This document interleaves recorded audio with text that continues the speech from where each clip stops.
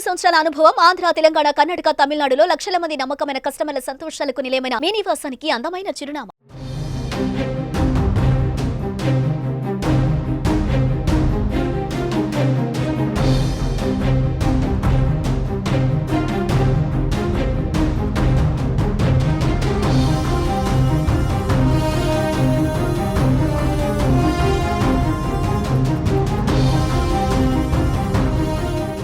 హైదరాబాద్లోని city civil కోర్టుకు bomb బెదిరింపులు వచ్చాయి. కోర్టులో బాంబు పెట్టామని దుండగులు సమాచారం అందించడంతో ఒక్కసారిగా అక్కడ ఉద్రిక్త వాతావరణం నెలకొంది.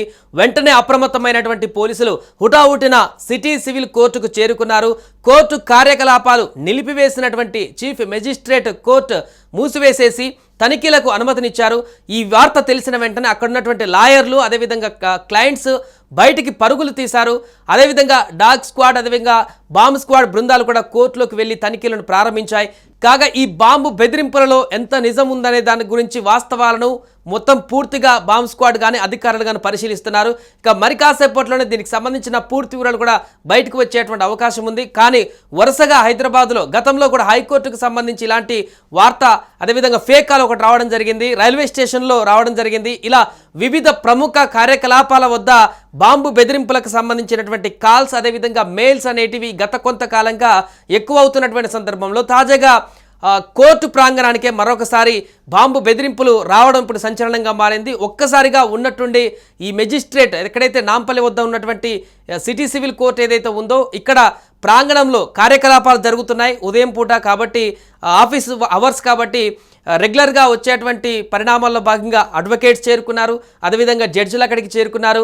వచ్చేటువంటి క్లయింట్స్ ఎవరైతే ఉన్నారో ఏదైతే బాధితులుగా ఉన్నారో లేదంటే నేరస్తులుగా ఉన్నటువంటి వారందరూ నిందారోపణలు ఎదుర్కొంటున్న వారందరూ కూడా ఎవరైతే కోర్టుకు హాజరు కావాలో వారందరూ కూడా రెగ్యులర్ యాక్టివిటీస్లో భాగంగా అక్కడికి చేరుకున్నారు. ఉన్నట్టుండి అంతా రోజువారీ కార్యక్రమాల్లో భాగంగా నిమగ్నమైనటువంటి సందర్భంలోనే ఒక్కసారిగా అక్కడ బాంబు ఉంది కోర్టులో అనేటువంటి ఒక వార్త తెలియడంతో లోపల కోర్టు హాల్ నుంచి మొదలుకొని అన్ని ఆఫీస్ రూములలో పూర్తిగా అల్లకల్లోలమైనటువంటి వాతావరణం నెలకొంది. హుటాహుటిన అన్ని ఫ్లోర్ల నుంచి పరుగున కిందకి దిగి అక్కడి నుంచి బయటికి పరుగులెత్తుకుంటూ వెళ్ళిపోయారు అడ్వకేట్స్తో సహా మిగతా వారందరూ కూడా.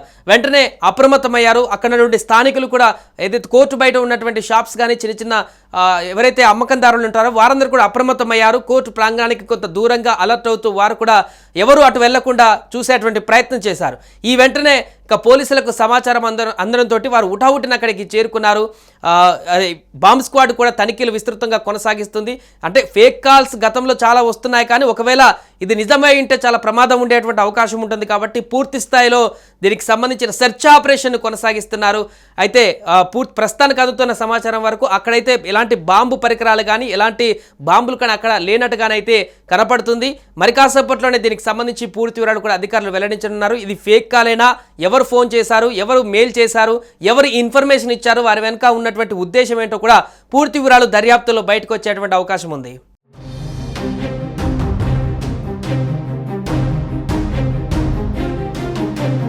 సుమన్ టీవీలో మీ పర్సనల్ అండ్ బిజినెస్ ప్రమోషన్స్ కోసం కింది నెంబర్కి కాంటాక్ట్ చేయండి.